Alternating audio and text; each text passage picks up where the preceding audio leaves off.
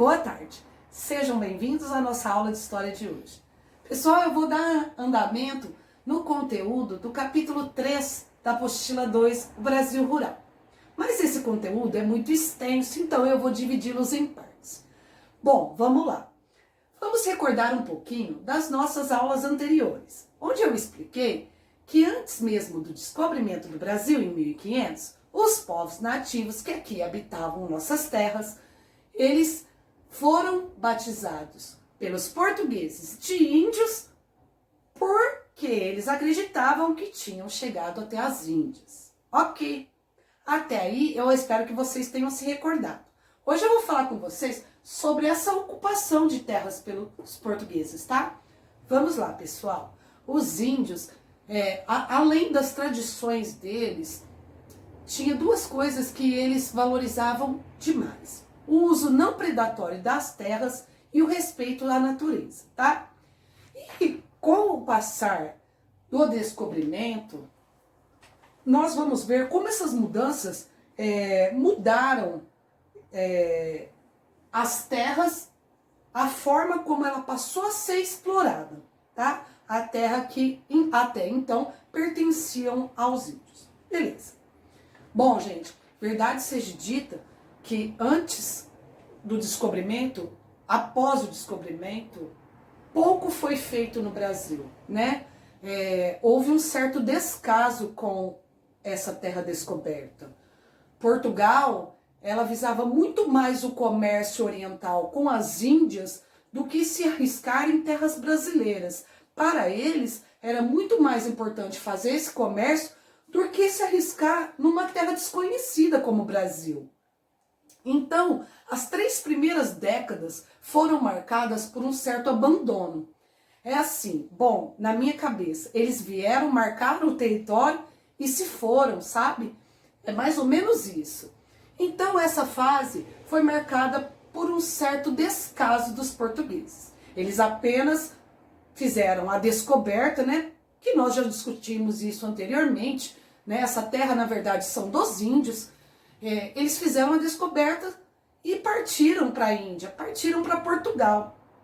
Só que o rei de Portugal, ele tinha muito medo das invasões dos territórios.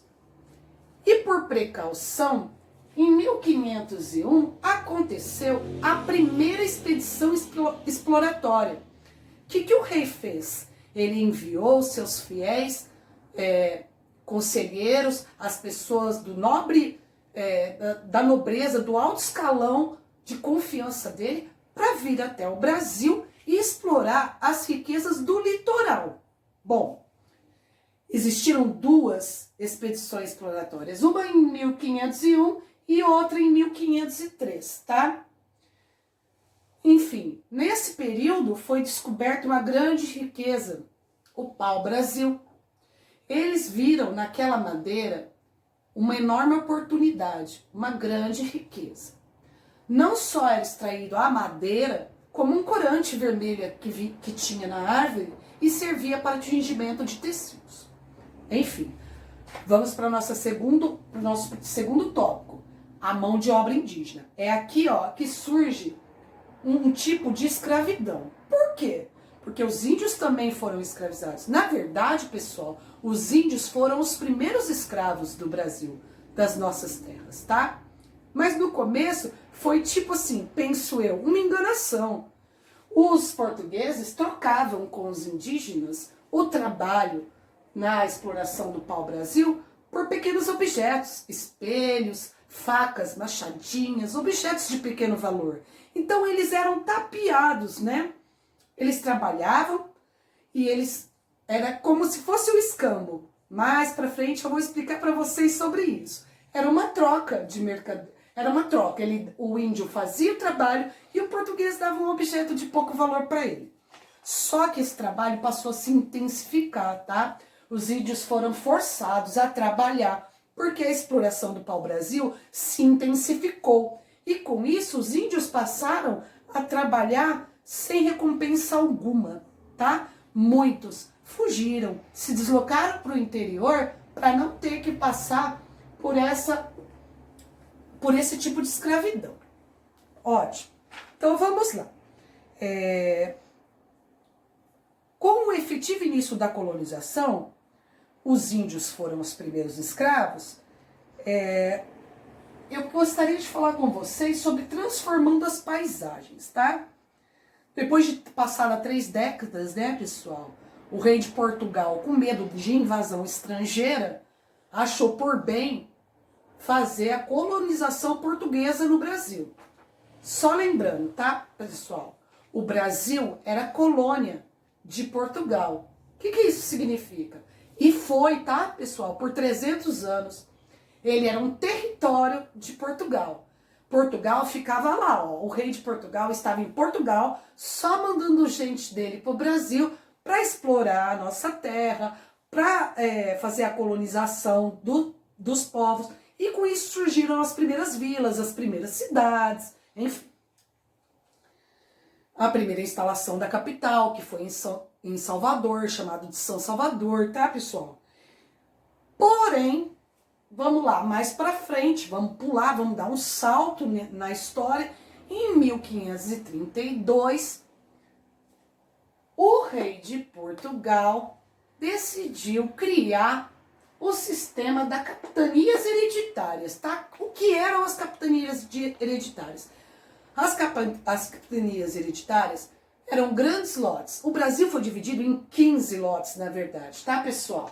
Que eram destinados aos donatários. Donatários eram membros da alta aristocracia, pessoas de extrema confiança do rei, tá? Então, na verdade, o sistema de capitanias hereditárias surgiu do quê?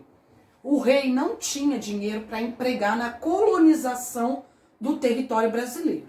Então ele pensou assim, vou dividir em 15 lotes, vou destinar a estas pessoas e elas mesmas terão que investir dinheiro e administrar essas capitanias. As capitanias, na verdade, nada mais eram que lotes. Eram como se eu te desse um pedaço de cidade, como se eu te desse um pedaço de terra para você cuidar.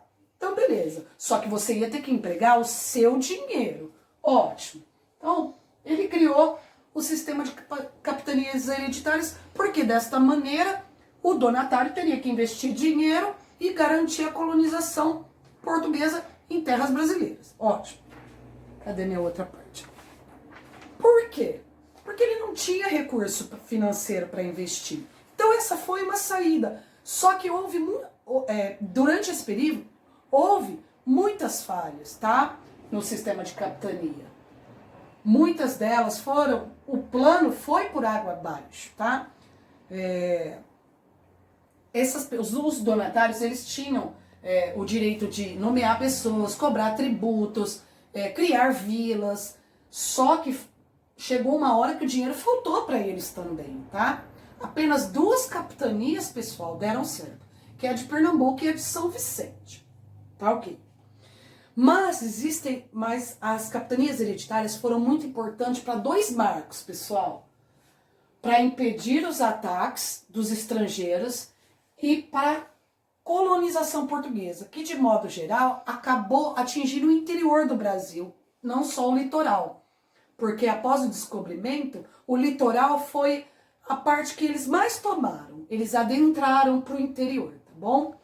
Na nossa segunda parte, nós vamos falar um pouco da mão de obra escrava africana, sobre o engenho, sobre o cultivo da cana-de-açúcar. Eu espero que vocês tenham gostado.